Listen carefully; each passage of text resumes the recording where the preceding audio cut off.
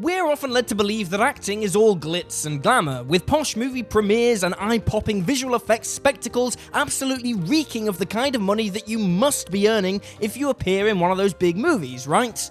Wrong. In fact, there are so many factors at play when determining how much an actor should be paid that some of the biggest movie stars of all time have walked away from some great projects with very little financial compensation to show for it. It's not just the big names who are affected by this either. The same can also be true for actors in supporting or cameo roles. But no matter the level of star power and no matter the size of the role, you might think that a big movie would equal a similarly massive paycheck. But that's not always the case. Just because you're appearing in a massive franchise like Star Wars or Harry Potter, or even if you're working with a respected director or studio, that doesn't automatically mean you're guaranteed to walk away with a tidy slice of the pie. I'm Will for What Culture, and here are 10 actors who were paid almost nothing for great roles. 10. Jonah Hill, $60,000, The Wolf of Wall Street. Jonah Hill has had one of the most astonishing career transformations of all time, going from one of the funny kids in Superbad to being an Oscar-nominated actor in the space of a few years is extremely impressive, and it's clear that he was always determined to become a serious dramatic actor. In fact, he was so determined to become a dramatic actor that he even took a massive pay cut on The Wolf of Wall Street, just so he could work with legendary director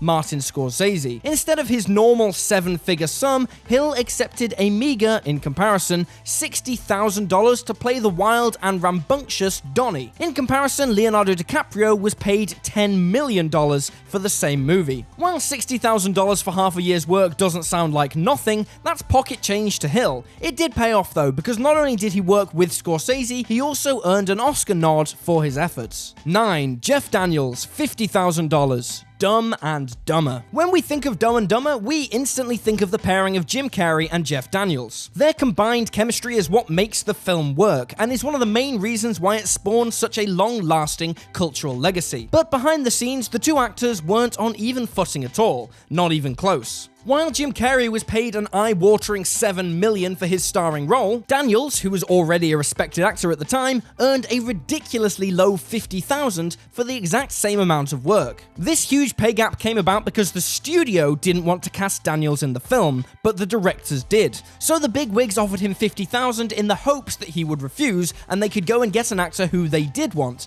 But Daniels scuppered that plan and shocked them when he said yes. He could have easily refused, but he openly agreed to the $50,000 sum.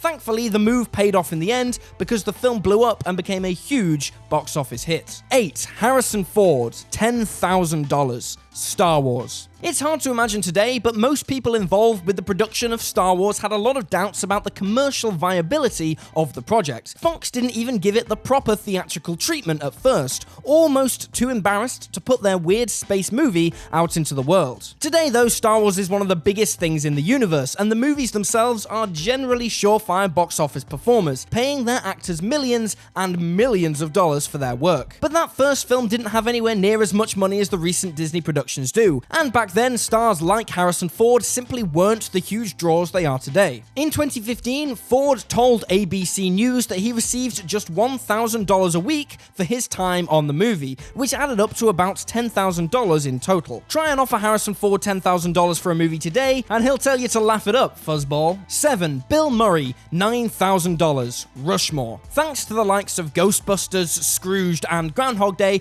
Bill Murray was one of the most bankable movie stars of the 80s and 90s, able to easily command 7-figure salaries for his presence on a project. However, things didn't quite work out like that when he signed up to appear in Rushmore, Wes Anderson's 1998 comedy drama about a teenager and a business magnate who both fall in love with the same woman. In fact, rather than a 7-figure salary, Murray walked away from this film with a payday in the 4-figure range, earning just $9,000 overall. This is because the actor was only paid the minimum amount he was owed, in accordance with the guidelines laid out by the SAG, the Screen Actors Guild. $9,000 is scraps to someone like Bill Murray, but his low income on Rushmore didn't exactly put him off working with Anderson in the future. The pair have collaborated on every single one of the director's films since. 6. Jamie Lee Curtis, $8,000. Halloween. By far Jamie Lee Curtis's most famous role, Laurie Strode first appeared in 1978's Halloween. She did recently reprise the role in 2080's Halloween sequel where she made millions of dollars, and will star as the character again in 2 more upcoming movies, where she'll presumably make even more millions of dollars. But the payouts for her performance as Laurie haven't always been so sizable. Despite the character, the franchise, and the actress being incredibly famous and iconic today, Curtis made just $8,000 for her work on the original film. While promoting the most recent installment, she told People magazine that her payout was $2,000 a week for a 4-week shoot, and that things were so low budget that she had to go out and buy her character's wardrobe by herself. The movie eventually made $47 million at the box office, so hopefully Curtis was able to get her own slice of the pie in some way. 5. Brad Pitt, $6,000. Thelma and Louise. 1991's Thelma and Louise was directed by Ridley Scott, released by MGM, and had a budget of over $16 million. But Mr. Brad Pitt didn't get a whole lot for his scene-stealing turn as easygoing thief JD. Quite the opposite, in fact. While it was one of his first major film roles and he wasn't a leading character, you would have expected him to take home more than $6,000, but that's exactly what he ended up getting. This unimpressive payday was definitely worth it though, because his work in Thelma and Louise led to roles in movies like Seven, True Romance, and Interview with the Vampire, making Pitt one of the biggest stars in Hollywood history. Interestingly, the part of JD almost went to Robert Downey Jr., who was already a well-known actor at the time, and I can guarantee his salary would have been more than $6,000. 4. Hilary Swank, $3,000. Boys Don't Cry. Hilary Swank won an Oscar for her role as Brandon Teena in the 1999 drama Boys Don't Cry, which is generally a sign that you're doing quite well in Hollywood, both financially and in terms of choosing quality projects. But bizarrely, Swank made almost nothing for delivering such a powerful, award-winning performance. The actress received a total of $3,000 for her work, despite being the lead of the film. Swank later stated that this figure was so low that it even caused complications with her health insurance. Quote, "When I did Boys Don't Cry, I was 24 years old. I made $3,000. In order to have health insurance, you have to make at least $5,000. So I didn't even know that I didn't have health insurance until I went and tried to get a prescription filled. I had an Academy Award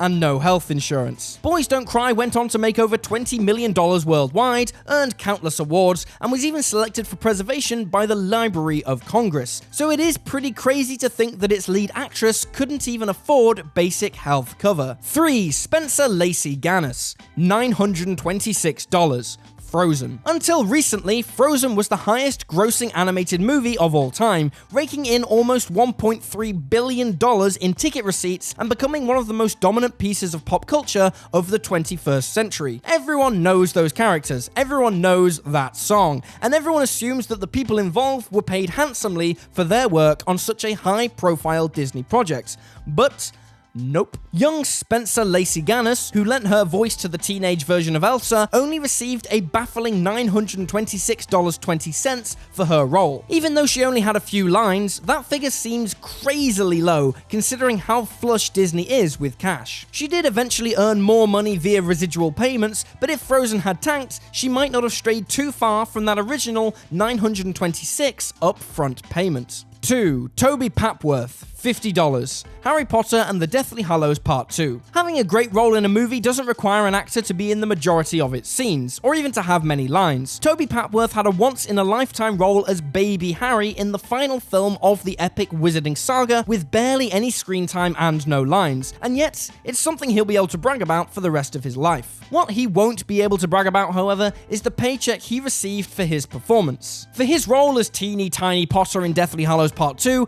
Papworth received just £40, which, when converted, hovers somewhere around the $50 mark, a minuscule percentage of the $1 billion that the film grossed at the box office. What's even crazier about this is that his mother was paid £90 for taking the time to bring him to set, more than double the amount her son got for actually being behind the camera. As we mentioned though, the bragging rights Papworth has earned for playing Harry Potter will surely be payment enough in the long run. 1. Jon Voight, Nothing, Midnight Cowboy. In the film that made his career career, Jon Voight exploded onto the scene in 1969's Midnight Cowboy, playing a struggling male prostitute who strikes up an unlikely friendship with a fast-talking con artist, Dustin Hoffman's Ratso Rizzo. While Voight was hardly a huge superstar name when he was cast in the role, it might surprise you to learn just how low his salary was, especially for a movie from a prestige studio like United Artists, and one that went on to win Best Picture at the Academy Awards. In a 2013 interview, Voight stated that because he knew Midnight Cowboy would be a big break for him, he desperately wanted to join the project, and so he said to his agent,